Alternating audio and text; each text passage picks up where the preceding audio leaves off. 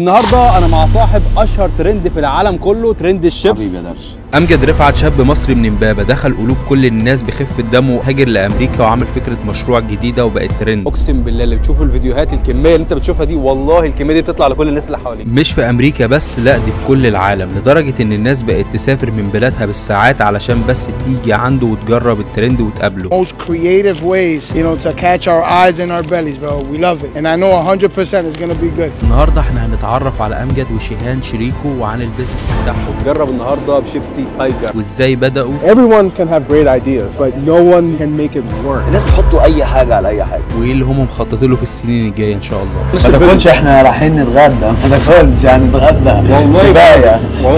انت عارف قريب يا جماعه كل الاسبانيين هنا بيتكلموا عربي، ما تسالنيش ازاي والله ما اعرف. حبيبي يا درش. حبيب قلبي، من اشهر ترند في العالم معايا صاحب ترند امجد. قول لنا بقى امجد بدات ازاي؟ امجد جه امريكا 2017، ابتديت في البيزنس بتاع الفود تراك، اشتغلت في دي سي، اشتغلت من 2017 لحد 2021، وبعد كده طلعت بره دي سي، اسست شركه كيترينج وايفنت، وابتدينا ان احنا نطلع بتراكاتنا ان احنا نشتغل بره الاريا من دي سي. كنا بنروح ميرلاند وفرجينيا ودي سي. كان نفس الكونسبت ولا حاجه تانية؟ نو كان حاجه تانية خالص. اوكي. اسمها ريباي فيلادلفيا ستيك. تمام. كنا بنعمل امريكان ستايل فود. كنا بنعمل سندوتشات تشيز ستيك وبرجر وتشيكن ستريبس وكل الحاجات اللي هي امريكان ستايل. بعد كده مع الوقت حصل بيني وبين شيهان بارتنرشيب، وفكرنا في فكره فليفر هايف. فليفر هايف از كونسبت باست كاجوال كونسبت، بنقدم زي كل حد تشيكن اوفر رايس، جايرو اوفر رايس. احنا بس الكونسبت بتاعنا مختلف شويه. اوكي. يعني مختلف في حاجات كتير. الكواليتي، مش بقول ان احنا الكواليتي بتاعنا احسن حاجه، بس احنا بنحاول ان احنا نكون احسن حاجه دايما، بتقدم احلى سيرفيس بمعنى صح. بالظبط. كاستمر سيرفيس بالنسبه لنا دي اهم حاجه، ان كل حد يجي هنا يكون مبسوط. اي حد من الطفل لحد بابا وماما كله لازم يكون مبسوط. ده الكونسبت بتاعنا. اقسم بالله والله العظيم عمل لي فلافل وسلطه. عيش مصري زي اللي في مصر واحلى كمان الحمد لله. عيش كهراوي عشان الاسكندرانيه هيقول لك لا مش العيش ده ده. عيش بالرده بتاع مصر اللي هو ابو شيلين ده، ما اعرفش بكام عندكم دلوقتي. كان انا كنت بجيبه بشيلين وانا في مصر. لا وبيعملوا باللي هو كمان بيعملوا اللي هو المدور، وبيعملوا كمان اللي هو عارفين انتوا سندوتشات الكفته اللي طالعه ترند جديد. بنعمل ده كمان، واخد كده اللي هو الشكل ده كده حلو قوي. وفي مفاجاه بقى هنعملها مع مصطفى دلوقتي. احنا من الاسبوع الجاي هنعمل هايف حواوشي، مش مصري حواوشي، هيبقى هايف حواوشي عشان ما حدش يطلع يقول لك لا مش ده الحواوشي بتاعنا. ايوه اللي عايز لا هو بيعمل بالواي بتاعته. بالزبط. الراجل بيعمل حواوشي، ودي كلمه انا بقولها علشان انا عارف الراجل ده هيطلع ترند ان شاء الله بعد ما يعمل يقول لك شوف الراجل بيعمل ايه. فضحنا وسط الامريكان بيعمل الحواوشي غلط. لا هو مش هيعمل حواوشي غلط، ولكن هو هيعمله بالكونسيبت بتاعه هو بالظبط. لان انا اصلا انا قلت في الفيديوهات اكتر من مره. أوكي. انا من امبابه كويس. احسن ناس بتوع امبابه والله يا حبيبي. يقول لك جدعانه امبابه.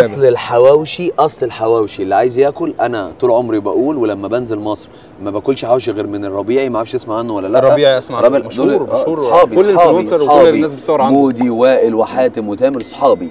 الناس دي بيعملوا حواوشي اللي هو احلى حواوشي ممكن تاكله في حياتك. بس احنا هنعمل حواوشي مش هنقلدهم، مش هنعرف نوصل لجودتهم. هنعمل هايف حواوشي اتس ستايل لايك ايه، يعني نفس الجوده بتاعتنا الحمد لله ان الناس حباها. هنعملها في العيش البلدي المصري. اوكي. وهنعملها بالتشيز. كل ده هنشرحه دلوقتي واوريه لك على الطبيعه. نغير بس هدومنا كده ونلبس فليفر هايف ونخش المطبخ انا ايه الكلام. يلا بينا. بص يا صاحبي، احنا هنا بنبتدي الحواوشي. هيبتدي ده العيش البلدي اللي بنعمله بالرده، بنعمله كل حاجه احنا اللي بنعملها هنا. بص كده، ده العيش هنا بيتخمر تمام، وبعد ما بيتخمر بناخده للمرحله الثانيه، بنسويه، بنعمله من زيرو. اوكي. نجيب الدقيق وبنخلطه وبنقطعه بلدي، ما بنشتغلش مكن.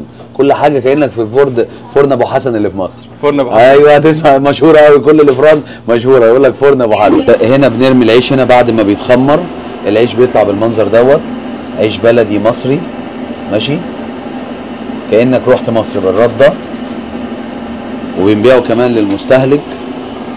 عندنا فرن اسمها عيش بلدي مصري احنا اللي بنعمله من سكراتش كل حاجه. اوكي. وده الفرن بتاعه، وده الفرن اللي احنا لما بيتخمر العيش بنجيبه هنا وبنعمله في الفرن هنا. وبنقفله وبنبيعه بقى لكل المحلات العربي، وبنستخدمه عندنا في التراكات، وان شاء الله هنستخدمه في المطاعم لما نبتدي قريب ان شاء الله. ان شاء الله نفتح اول مطعم هنا في فيرجينيا، وان شاء الله نروح في كل حته باذن ربنا. ربنا يوفقنا، دي بدايه مش نهايه. عندنا طموح كبير يكون ان احنا نكون موجودين لكل حته ونقدر نخلي الناس كلها مبسوطه. سخنت العيش؟ بص العيش طالع ايه بقى، بص شايف لازم تدوقه بقى. تمام. لازم تدوقه من غير فلافل وتقول لي ايه لازم رايك. ادوق العيش. لازم تدوقها من غير فلافل، مهم قوي. يا وتقول لي ايه رايك. انت راجل مصري اسكندراني وبتاكلوا عيش عندكم في اسكندريه، ده عيش كهراوي، ده عيش بتاع مصر بتاع الفرن ابو شيلين يا جماعه. يا جماعه والله مش عشان حاجه، تمام، اقسم بالله ده اجمل عيش اكلته في امريكا كلها حبيبي والله العظيم. حبيبي انت بقى لازم تاخد معاك شويه وانت رايح نيويورك وتوري الناس وتقول لنا ايه رايك. هاخد معاه والله. لازم تقول لنا ايه رايك. شويه عيش مزيكا. والله ما انا عارف اكمل الفيديو. عايز اقول لك اقسم بالله انا قاعد فاكرين ان انا قاعد بعمل حاجه. انت فكرتني واحنا في مصر والله ما بعمل شو. انا سايب هو بيكمل ومش مشكله الفيديو، انا قاعد باكل. مصطفى فكرني بنفسي وانا في مصر وانا صغير، كنت اروح اجيب لامي العيش من الفرن بتاع العيش البلدي، وطول ما انا ماشي اقعد اطلع واكل وهو سخن كده. عندنا كمان عيش سن للناس اللي عامله رجيم زيي. انا ما بعملش رجيم بس اللي عامله رجيم. بصوا ده العيش السن، عيش سن طري تفتحه وتعمله سندوتش، حاجه كده مزيكه المزيكا. وده قريب برضو هنستخدمه عندنا، نعمله سندوتشات للناس اللي عندها دايباتيك وعامله رجيم وعامله كيتو بيتو وكل الكلام دوت. ده العيش ده هيكون عندنا ان شاء الله قريب. بجد بالله عليك. انا انا قطعتك والله العظيم. قول يا صاحبي. افتح في نيويورك بالله عليك ان شاء الله. يلا بقى شد حيلك معانا ونطلع في نيويورك. والله العظيم يا جماعه انا مش عارف اروح نيويورك ازاي. انا خلاص الرغيف على فكره. والله انا طنشت ما تاكلش، احنا رايحين نتغدى، ما تاكلش هنتغدى والله. كفايه. انت عارف القطايف؟ كفايه. عارف طريقه القطايف كده؟ موجوده مع طعم الرده. شويه عيش حلوين بصراحه والله. لا مش عشان بنعملهم، ده حقيقي. انا ما بقدرش دلوقتي اكل من غير العيش ده. لا كفايه عشان هناكل. كفايه لا كفايه عشان هبقى اديك شويه بقول لسه فاكرني منافق، بس والله كلمه تحسب عند ربنا، العيش ده جامد قوي. الله يبارك لك يا درش، الله يبارك لك. ما احنا يا جماعه احنا قلنا في الفيديو، في بدايه الفيديو، المصداقيه هي اهم حاجه ان الناس تحبك. وانا متاكد مصطفى ده جميل كبير ان انت تركب لي من نيويورك وتجي لي هنا. دي كانت مفاجاه كبيره بالنسبه لي وجميل كبير، وربنا قدرني بجد. ده انت بجد انسان محترم يعني. انت والله يجي لك من اخر الدنيا والله العظيم. يعني انا اعرف مصطفى عن طريق السوشيال ميديا. الراجل ده محترم وانا بحبه وبحب المحتوى بتاعه، وربنا يوفقه ويبقى احسن واحد في الدنيا عشان هو يستاهل، لان فعلا الراجل ده بيشجع البيزنس الصغير اللي زينا، وان شاء الله نبقى كبار. لا كبير قوي حبيبي والله العظيم. حبيبي والله الراجل ده بيبقى سبب خير لناس كتير، وانا بشوف الكلام دوت بجد. ربنا يبارك له في حياته، وبجد نشوفه احسن من احسن ما هو عايز ان شاء الله. ربنا يوفقك يا درش. والله شهاده اعتز بيها يا جماعه والله العظيم. تعيش. يلا بينا بقى عشان نعمل حواوشي مع بعض. هايف حواوشي مش الحواوشي، مش ربيع حواوشي، مش ربيع حواوشي على راسي. هجربه لما انزل مصر. ايوه هايف حواوشي يا جماعه يا بتوع ربيع. تمام. انا هاجي لكم مصر ان شاء الله، ان شاء الله، وهتكونوا بتشوفوا الفيديو ده معايا دلوقتي. هوريه لكم على اليوتيوب ان شاء الله. وقتها يكون مكسر الدنيا الفيديو ده ان شاء الله. واقول لكم ان امجد هو اللي قال لي اجي عندكم. مش هيندم. من هناك هو بيقول كده، هيقول افتكرت امجد لما قال حواوشي الربيع احسن حواوشي الربيع في مصر. ربنا يبارك لكم يا رب. عيش. يلا بينا. ترند جديد هايف حواوشي. اول حاجه بنفتح العيش، فتحه الحواوشي وريك كده فتحه اهي. عيش مصري بلدي. عيش مصري بلدي 100% بلدي. ماشي. اوكي. العيش اهو، هنحط فيه الجبنه. تمام. ماشي. نحط فيه الفراخ بتاعتنا. ادي الفراخ. حواوشي فراخ بقول لك. وعندنا بيف وعندنا جايرو وعندنا فلافل. ماشي. اوكي. ونحط عليه شويه الفلفل الالوان الجمال دول، واضرب السلانترو. ده اسمه هايف حواوشي. بس صدقوني يا جماعه، اللي هياكل الرغيف ده، صدقوني اللي هياكل الرغيف ده هيجي ياكله كل يوم. قنبله. انا عايز اكله دلوقتي. هنعمله وهو هتحط على الجريل كمان. يا لهوي على الجريل. يا لهوي يا جدعان. ماشي. حط الضغاطه كده وتسيبه بقى لحد ما كل ده يسيح. امجد عرفنا اكتر عن سيستمك مع العمال. شايف انك ما شاء الله علمت الاسبان يتكلموا عربي. يا جماعه كل الاسبانيين هنا بيتكلموا عربي. ما تسالنيش ازاي والله ما اعرف. كلهم يعرفوا يا بت دي بقى، دي كلمتي اصلا انا ما قلتلهاش في الفيديو، بس دي كلمتي. انا بحب اهزر مع كل الكاستمر ومع حتى العمال بتاعتي لما بنادي على حد. يا جماعه ده مش استخفاف من حد، بالعكس انا بقولها. عارف انت لما عندك بنتك بتقولها يا بت ما بتقلش من شأنها، بتهزر. No it's not you. You see I say a bit she looking right away. يا رجاله اول واحد هيجرب الترند الحواوشي بتاع فليفر هايف، اتس كول حواوشي هايف، هيكون مصطفى، وهو اللي هيقول لكم رايه في الحواوشي، لان رايه يهمنا، لان الراجل ده صادق وانا بثق في اللي هو بيقوله. فهيجربوا دلوقتي وهيقول لكم ايه رايه. اول واحد هيجرب الترند الحواوشي. اول حاجه بصوا معايا كده كريسبي. العيش ده انت عملته ازاي؟ عيش مصري. عيش مصري من الفرن من عندنا بتاعنا. جرب اديله كريسبي يا جماعه.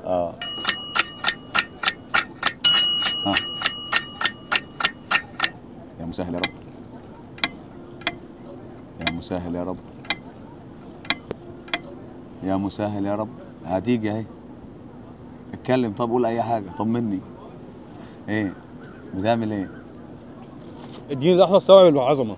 تعال استوعب براحتك خالص. لحظه استوعب العظمه.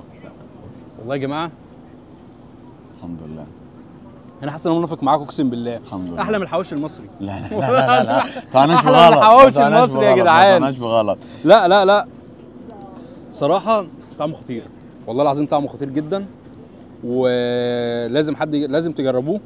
هانت. سر نجاحه من العيش الصح، من اللحمه. اصلا اللحمه هنا اصلا بتتباع لوحدها، الجبنه الموتزاريلا مع الخضار مع الحاجات من دي موديها في حته ثانيه. انا ما جربتش حواوشي الربيع، ولكن انا بقول احسن طبعا. احسن من حواوشي الربيع. لا حواوشي الربيع احسن. لا انا لسه عالمين فيهم. وبعدين بقى دوق بقى بالفراخ بقى، وقول لي ايه رايك بالفراخ وبالفلافل وبالبيف. حواوشي بالفلافل. بالفلافل يا راجل. ده بالفراخ ده. ناس فيجيتيريا لازم برضه نراعيها. اقسمه نصين كده، شوف كده يعني اقطعه نصين كده، وري الناس في قلبه كده عامل ازاي. بصوا والله مش عشان الفيديو، بصوا الشكل هو بيطلع كده فعلا للناس. عبيله واديله بالواحده مش بالكيلو. والله عبيله واديله. هو ده يا جماعه ما قلدوا، اعملوا اللي انتوا عايزينه، بس اعملوا حاجه صح، خلي الناس تتبسط.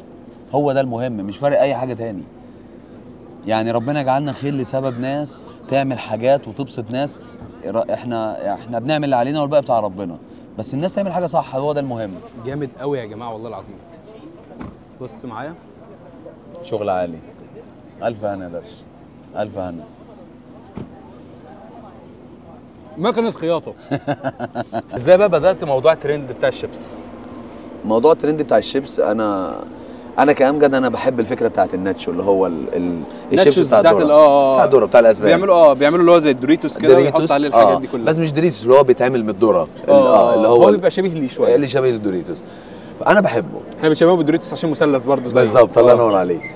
فطبعا الفكره بتاعت واكن تاكو موجوده، بس ان انت برينج يور اون باك. انا شايف كاستمر هنا معاه فيجيتابل. اكسكيوز مي. تعال حبيبنا. ودو فيديو هير. انا شايف زبون هنا يا جماعه. تعال جايب come here in the camera. come you bring sparkle mix, huh? No chips. You healthy guy, huh? Okay. It's my wife's idea. Okay. This for you? It's the first time guys you come here? Yeah, it's the first time. It's the first time? Enjoy the food. Thank you for coming Flavor Hive. Thank you. Thank you guys. Let's go. You see more people bring more الناس اللي هم الفيجيتابلز. انا ملاحظ ناس تاني جايبه فيجيتابل. يا نفس الموضوع برضه يا جماعه، كل واحد بيجيب الحاجه اللي هو عايز يحط عليها التشكيله بتاعته. احنا الكونسيبت بتاعنا برينج وات ايفر يو لايك ات. يعني ناس عايزه تجيب سلطه بيجيب، احنا في ناس بنلاقيها جايبه عامله السلطه في البيت وجايباها في حله، واحنا عملنا فيديوهات معاهم وجايين يحطوا الاكل بتاعنا. انا جايب مفاجاه يا جماعه النهارده، اقول لكم عليها لحظه. ورينا مفاجاتك. جبته مستورد من مصر. تايجر اكبر وسيطر. انا من عشاق تايجر من وانا صغير في مصر. وانا كمان. ده سبايسي بقى يا معلم، ده اللي هنعمل عليه النهارده الفيديو. هو ده. بحب السبايسي وحط عليه خسر سبايسي. ده بقى الشيبس اللي انا بحبه في مصر، وانا تقريبا عامله له هاكله، انا مش هديهوله. انا جايب لك واحد حبيب قلبي. ايش يا حبيبي.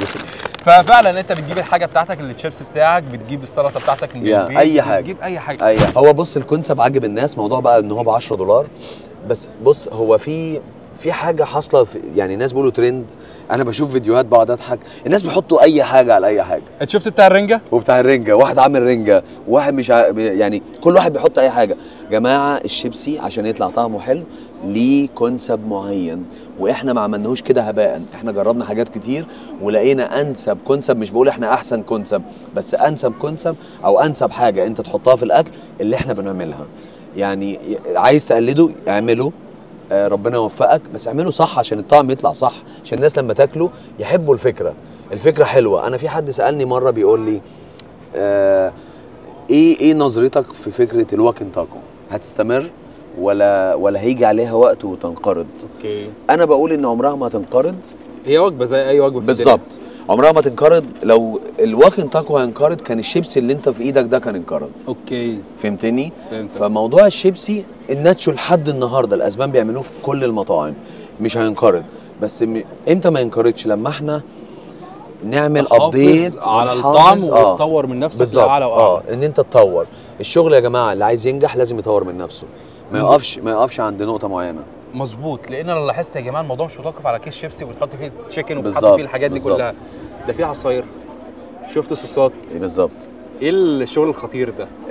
احنا بنعمل حاجات يعني بنعمل حاجات احنا اللي بنعملها. بنعمل مانجا، اوكي، بنعمل شاي باللبن. الناس بتشربه، المصريين لما بيجوا هنا ده بيشربوا الشاي باللبن. ايه ده مصطفى كان معايا وشاف شريكي جايب الفرق ما بين الطبيخ، بنعمل ده ازاي، وشاف بعينيه. دخل الراجل على فكره جابته سايد، قال لك ده طالع من نفس الجريل.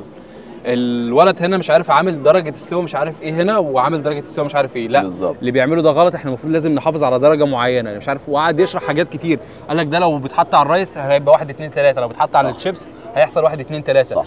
فانا قاعد كده انبهرت والله العظيم ما شاء الله، لان بيحافظوا على التطور. الموضوع ده بدا تقريبا بقى له اكتر من 6 شهور، او احنا بادئين من شهر 3 اللي فات. من شهر 3 اللي فات ولغايه النهارده ما شاء الله. بعد الفتره دي كلها ما زال لغايه النهارده بيدخلوا على بعض يقول لك في حاجه غلط، في حاجه صح، في حاجه مش عارف ايه، في تطور بيحصل. فهتلاقي السيركل شغاله الحمد لله ان شاء الله. الحمد لله، بركه ربنا معانا فايده وزايده زي ما بيقولوا. الحمد لله. وبالنسبه بقى لنظام العربيات، يعني الناس اللي بتيجي هنا مثلا عشان تاكل حاجه معينه، تمام، بيبقى سيستمها عامل ازاي؟ هل في حاجه للبيك اب، حاجه مثلا من الاكل؟ احنا عندنا هنا اللوكيشن، بس اللوكيشن ده اوكي فيه 4 تراكات ما شاء الله. انا شايف ده 1 2 3 وفي واحده رابعه ورا. الرابعه اللي ورا دي بتاعت بس بتعمل اوبر ايت، دور داش، جراب هاب. اوكي، انت مش محتاجها في الفرند هنا. نو فدي احنا حاطينها كده عشان بتعمل الحاجات دي، وعاملين سيستم، عاملين التند في النص دي بتاعت البيك اب. بيجي الدرايفر بيسال على الاوردر بتاعه وبياخده من النص من هنا. كويس. عندنا بقى نظام اللي هو احنا عاملين فاست كاجوال. كل تراك احنا عندنا 4 ايتم. عاملين تراك مخصوص للشيبسي بس، للترند، تراك مخصوص للرايس بس، للبولينج. ده بتاع البول. وهنا بيعمل 2 ايتم، بيعمل العيش المصري اللي احنا بنعمله. انا جربته امبارح. عمل لي فيه فلافل. So I'm here with Shihan Chaudhary. So I met Amgid at a food festival. I was selling my sauces. I had a honey and a bunch of other sauces, and I was selling it. And he had a food truck that was across from me. And after the event, he came up to me. He approached me and he said, "We need to do something." And I didn't even know this man. You know, he said, "We need to do something," and I just felt, you know, a certain energy, and I said, "Okay, let's try to make something happen." I met him that following week at his office that had all the food trucks in it, and you know, that's where he said, "Hey, listen, you know, I have background in running food operations. I have background in business. You know, I have a strong background in this stuff, and you have a background in recipes and marketing." You are influencer too. Yes, I started. I saw his videos. It's really good videos. Yeah. I started as an influencer, Chili Pepper Cooks. I've been an influencer for about 3.5 years now. Wow. I have probably 4 million followers across all my social, you know, platforms. That's awesome, man. But you know, it was great because, you know, when I got to meet you know, Amgid, you know, the way he thinks is very much like, he has a very good operational sense. So when I brought in the recipes, he's able to think of a way to make it work. Everyone can have great ideas, but no one can make it work. And when you're able to make it work, that's when you're successful. Do you think the social media has power for it or not? Social media has a big power and influence for it, but the thing is, you have to know how to market properly, you know, and you know that's where Amgid brought me in to No help with one the marketing. takes the phone, make videos, and that's it. No, yeah, you should have like a marketing strategy. Yes. Have everything on it. Have experience as an influencer or like a marketer for social media. You should be. Not anyone do for marketing. Exactly. Okay. Nice to meet you, Sean. Absolutely, man. It was a pleasure meeting you, man. Keep going. Thank you so much, Yes, man. It's thank been you, a pleasure, man. Thank you. Thank you. ما تنساش تعمل سبسكرايب للقناة علشان في حاجات أجمد وأجمد وأجمد جاية في الطريق. ونشوفوا الحلقة الجزء الثاني مع أمجد.